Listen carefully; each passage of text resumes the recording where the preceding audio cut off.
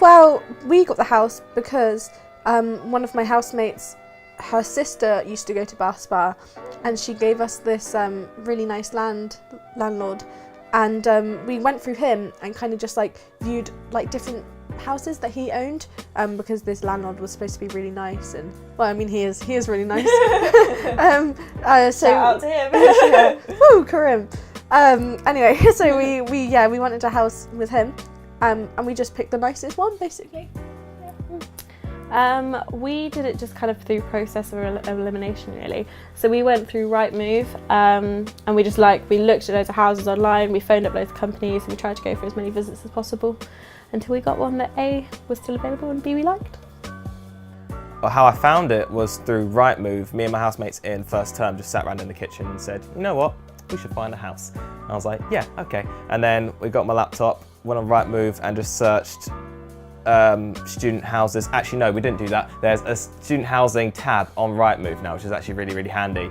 Went on there and we found our landlord, shout out to Jolando, and we just found about 5 or 6 houses, had viewings for those throughout first term and a little bit into second term, and then we just chose the best one for all of us. Well, first it was finding a group of people I actually wanted to live with, because I've got quite a small course, so I was talking to people on my course and people who do the same modules, and it was that thing of going, do you want to live together? A group of us decided to, and then one of the guys knew a guy who owned a house here, like a landlord, so we went private. So it was quite easy once we found out who we were going to live with. Interesting. I had quite a few issues with my roommates, which made it quite difficult to deal with. I had one roommate who flooded the entire house.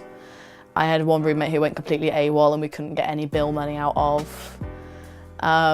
So it was interesting, but at the end of the day I had my own room and I just stuck to myself and I just was able to do it quite easily.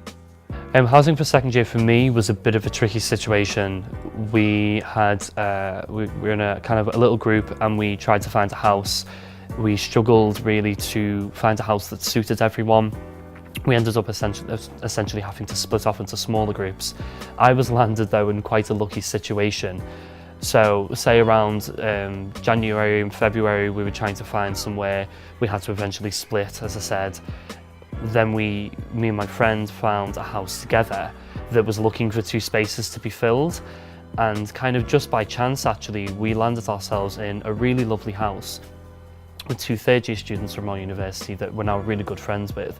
And so what I'd kind of say is the housing thing can be quite stressful, particularly in cities where housing is a little bit harder to come by. But I would say try to keep motivated, try to keep positive, because I was genuinely willing to kind of accept a house that really wasn't suitable because I needed somewhere, and I actually ended up with a really good house with really good housemates, and I really wouldn't have wanted to live in second year anywhere else. So keep positive and just look up your options. Again, like the money thing, make sure you plan ahead and really think about what it is that you want, and whether the people that you're living with are people that you're going to want to spend a year at least living with, because that's something to really consider. It's nothing against other people, it's just that it's something you have to consider for yourself and for them. So yeah, just be mindful of those things, I'd say.